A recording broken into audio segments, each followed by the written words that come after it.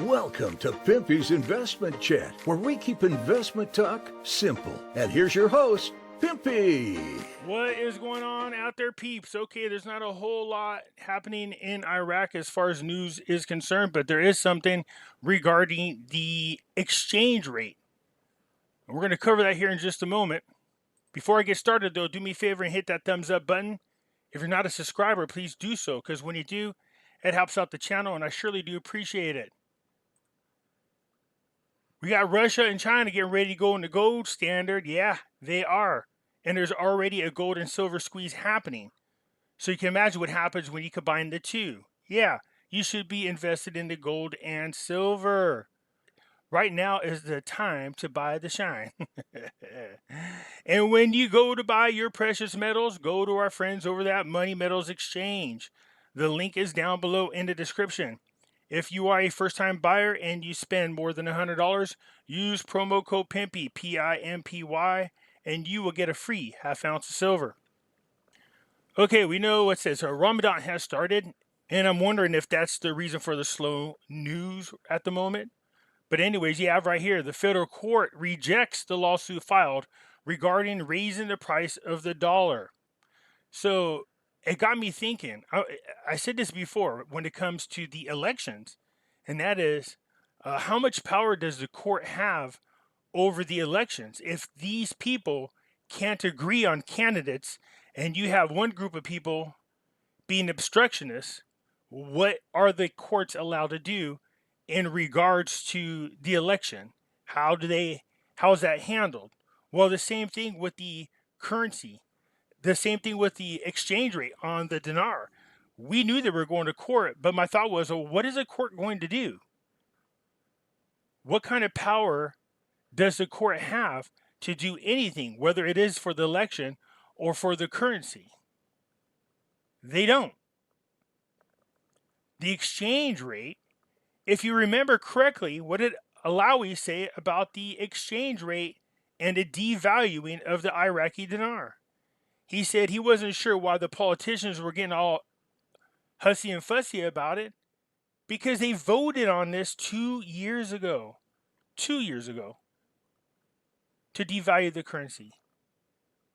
Which is ironic because they keep saying, hey, the reason for the devaluing is because they had a financial crisis due to the pandemic and the value of oil going down. But then Alawi saying, no, we voted on this 2 years ago. And so the parliament agreed to the devaluation. And now you got these people saying, throwing Al-Kadhimi and his people under the bus, including Alawi, for doing something that they had already planned on for 2 years. The central bank is the one that will determine the exchange rate.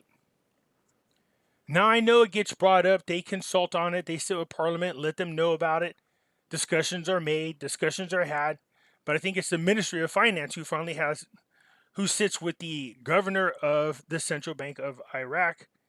And they kind of make the decision from there. So this shouldn't be any surprise whatsoever. Here's a longer article. Shout out to Mikey for sending this to me. Anyway, it says federal court dismisses a case against the Iraqi dinar devaluation. Iraq Federal Supreme Court on Monday dismissed a complaint filed against the devaluation of the Iraqi dinar, a judicial source revealed. Earlier, the court opted to postpone the lawsuit to April the 4th, which is today. Iraq's highest judicial body summoned the Iraq Minister of Finance, Alawi, and the governor of the Central Bank of Iraq, Mustafa, to a session dedicated to discuss the devaluation of the Iraqi national currency. In December 2020, Iraq devalued its currency as the plummeting oil prices squeezed the revenues that supply more than 90% of the oil-dependent country's treasury. That's not good, by the way. 90%. I mean, it went down from 95, so take it. I mean, that's good.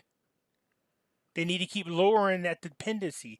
But the fact that still 90% of their budget is financed through oil sales is not good. That's not a stable economy. The financial crisis Iraq suffered due to the RONA pandemic caused a decline in oil prices that caused decrease in oil revenues. Altogether, have caused a large deficit in the federal budget. But I could have swore we've seen how many articles last year saying that there was a surplus of money and that the deficits were taken care of because of the extra money. Remember, they had budgeted oil prices at around $40 or $45 a barrel, and it was somewhere in the neighborhood of about $75. This year they're budgeting at $55, and it's somewhere around $100. So there's extra money there. As long as they invest it properly into the private sector, things should be just fine.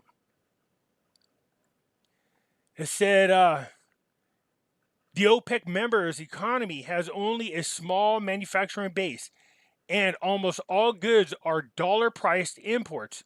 So a cheaper dinar instantly made normal Iraqis feel poorer without providing any benefits to the wider economy via cheaper exports. What did they have to export at the time?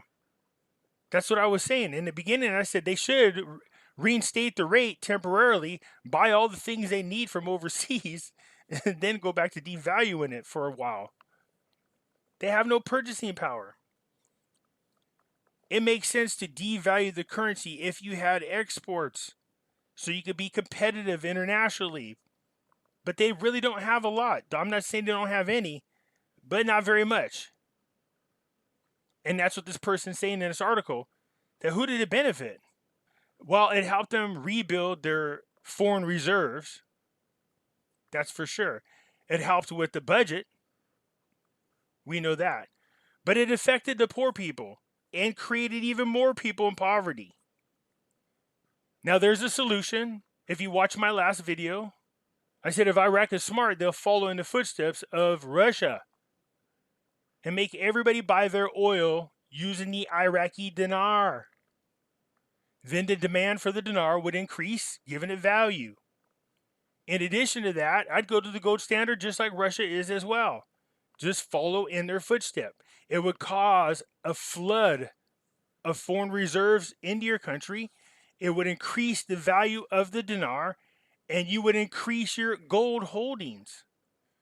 And that would definitely, without a doubt, position them economically, financially, in a place where they can increase the Iraqi dinar. Now, whether it's an RI or not, that's a whole other story. But at least they can increase its value, giving the people back their purchasing power. Whether you reinstate it to the previous rate of 1,190 dinars, or if you make it a little better, let's say it goes down to 1,000 dinars, that would really help the Iraqi people out in a big way. So I'm not sure what the courts could do when it comes to this election, or when it comes to the Iraqi dinar exchange rate. That's not their place. But every day it allows me to be more and more curious when I tune in to the news to see exactly what's going on, because I'm curious as could be in the role the courts are going to play in this election. Obviously, we don't have to worry about the currency no more. They just dismissed it. So anyways, you guys let me know what you think, man. What kind of power does the courts have over the election? And what exactly did they think they were going to do about the dollar exchange rate to the Iraqi dinar? Anyways, hit the thumbs up button. If you're not a subscriber, please do so, because when you do, it helps out the channel, and I surely do appreciate it. Leave a comment down below. Do you think the courts could have done anything about the exchange rate? And what kind of role do you think they're going to play in this election? I'll follow up with you later. I'm out.